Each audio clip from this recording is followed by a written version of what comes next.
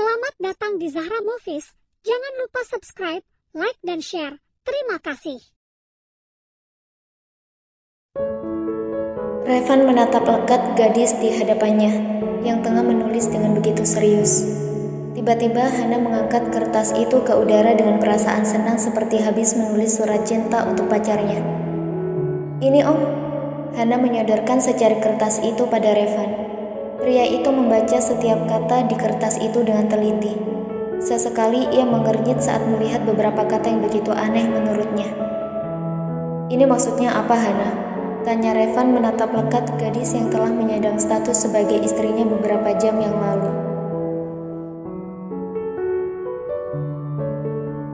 "Itu perjanjian untuk kita patuhi, Om. Itu untuk jaga-jaga jika 1 tahun ke depan saat Om menemukan wanita yang Om cintai. Jadi akan lebih baik jika kita membuat perjanjian hitam di atas putih," jelas Hana panjang lebar.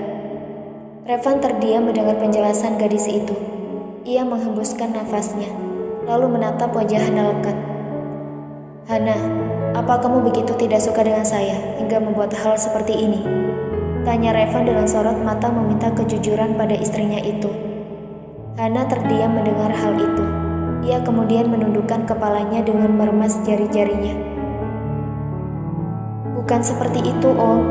Aku sudah memiliki seseorang yang sangat aku cintai. Aku harap Om bisa mengerti," ucap Hana lalu menatap mata Revan. Revan terdiam mendengar ucapan Hana. Ia menatap lekat mata istri itu, mencoba untuk mencari kebohongan di sana. Tapi nihil, ia sama sekali tidak menemukan kebohongan sedikit pun. Yang ada hanya kejujuran dan memohon agar apa yang ia inginkan terkabul. Pria itu menghembuskan nafasnya. Memang bukan Hana yang harusnya menjadi istrinya, melainkan kakak Hana yang entah berada di mana sekarang. "Baiklah," ucap Revan membuat Hana menatap tidak percaya padanya. Revan mengambil pulpen di atas meja yang digunakan oleh Hana tadi. Ia segera menandatangani kertas itu sesuai dengan keinginan istrinya. "Saya sudah tanda tangan," ucap Revan menyodorkan secari kertas yang sudah dibubuhi oleh tanda tangannya pada gadis itu. Hana menerima kertas itu dengan tersenyum senang. Ia pikir akan sulit untuk berbicara pada pria formal permanen yang kini menyandang status sebagai suaminya.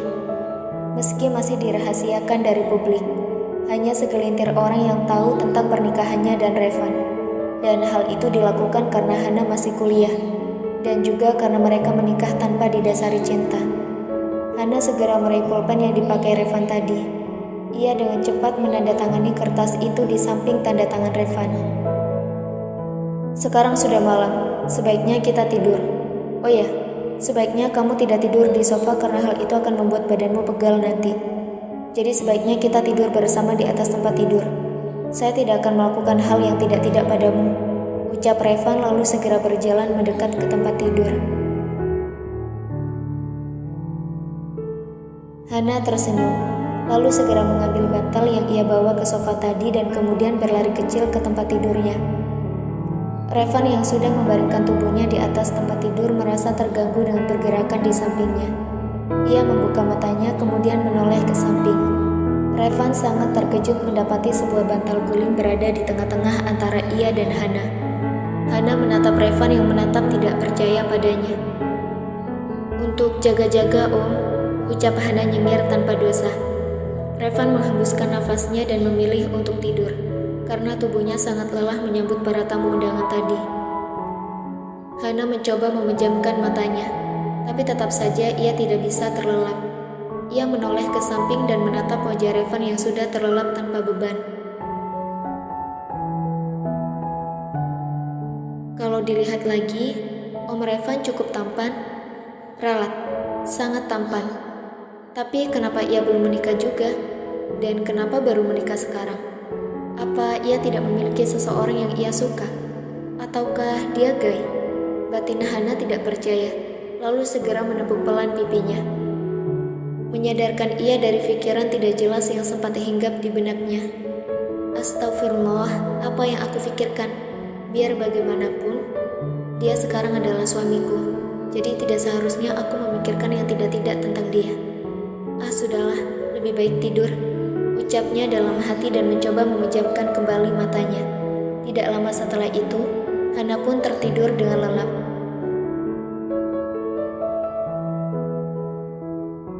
Pukul 6 pagi, seorang wanita perlahan terbangun dari tidurnya, tapi matanya enggan untuk terbuka, membuat ia semakin memeluk erat bantal guling yang begitu hangat dan besar seperti tubuh manusia. Tunggu, tubuh manusia. Hana membuka matanya lebar-lebar dan terkejut saat mendapati dirinya memeluk erat tubuh seorang pria yang masih memejamkan matanya. Hana terdiam sejenak dan sedetik kemudian, Bruk, aduh, pinggangku, rintih Revan dan duduk seketika dengan terus mengelus pinggangnya yang sakit akibat terjatuh dari tempat tidur. Lebih tepatnya, didorong oleh seseorang yang kini melilit tubuhnya dengan selimut hingga hanya memperlihatkan wajahnya saja. Hana menatap horor pada pria yang kini berdiri di hadapannya dengan terus-menerus mengelus pinggangnya. Apa yang Om lakukan? Ucap Hana sedikit berteriak membuat pria itu mengernyit heran. Ada apa denganmu, Hana? Saya tidak melakukan apapun, jawab Revan dengan serius. Lalu kenapa aku bisa ada di pelukan Om? Ucap Hana yang kini matanya mulai berkaca-kaca. Revan memijit keningnya. Sepertinya istrinya itu salah paham. Hana, dengarkan saya. Saya tidak melakukan apa-apa. Coba kamu cek pakaian kamu. Masih utuh melekat di tubuh kamu kan?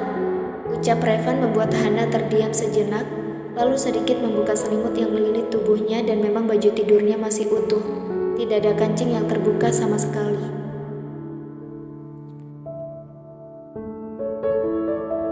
Saya tidak melakukan hal yang tidak-tidak. Dan lagi, kamu yang memeluk saya erat sekali. Bahkan kamu membuat pembatas yang kamu buat sendiri jatuh dari tempat tidur. Jelas Revan panjang lebar lalu menunjuk ke sisi lain ranjang, di mana sudah tergeletak bantal guling di lantai. Hana terdiam melihat hal itu. Sedetik kemudian, wajahnya memerah bak tomat. Ia sangat malu saat ini. Bisa-bisanya ia salah paham dengan suaminya yang jujur itu, bahkan sampai membuat tubuh suaminya jatuh ke lantai. Maafkan saya, Om. Saya tidak sengaja, ucap Hana merasa bersalah pada Revan. Revan menghembuskan nafasnya mendengar hal itu. Pagi-pagi bukannya diberikan hadiah morning kiss, malah mendapat KDRT. Iya, tidak apa-apa. Kamu yang mandi lebih dulu atau saya? Ucap Revan sedikit iba melihat wajah istrinya yang seperti ingin menangis. Sudah, tidak perlu merasa bersalah. Saya baik-baik saja, ucap Revan mengelus kuncup kepala istrinya. Tapi hal itu justru membuat Hana menangis terseduh-seduh, membuat Revan terkejut dan segera mendudukkan dirinya di tepi tempat tidur, mencoba menenangkan Hana. Sudah, jangan menangis. Saya baik-baik saja, sungguh, ucap Revan meyakinkan Hana bahwa dirinya tidak apa-apa. Saya sudah banyak salah sama Om. Saya pasti gak akan masuk surga karena udah durhaka sama suami sendiri, ucap Hana menangis terseduh-seduh. Ia tidak ingin menjadi istri yang durhaka. Pasti Allah telah melihat kejahatannya, yaitu menendang suaminya hingga jatuh dari tempat tidur. Revan terdiam 1000 bahasa mendengar ketakutan istrinya, yang ternyata takut masuk neraka karena sudah tidak sopan padanya.